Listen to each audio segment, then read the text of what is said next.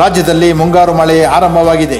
ಮುಂದಿನ 2 ದಿನಗಳಲ್ಲಿ ಕರಾವಳಿ, ಮಲೆನಾಡು ಹಾಗೂ ದಕ್ಷಿಣ ಒಳನಾಡಿನ ಭಾಗದಲ್ಲಿ ಭಾರೀ ಮಳೆಯಾಗುವ ಸಂಭವವಿದೆ.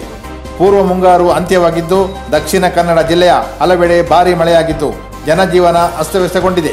ಮೀನುಗಾರರು ಸಮುದ್ರಕ್ಕಿಳಿಯದಂತೆ ಹಾಗೂ ತಗ್ಗು ಪ್ರದೇಶದಲ್ಲಿರುವ ಜನರನ್ನು ಸುರಕ್ಷಿತ ಸ್ಥಳಕ್ಕೆ ಸ್ಥಳಾಂತರಿಸುವಂತೆ ಹವಾಮಾನ ಇಲಾಖೆ ಅಧಿಕೃತ ಘೋಷಣೆ ನೀಡಿದೆ.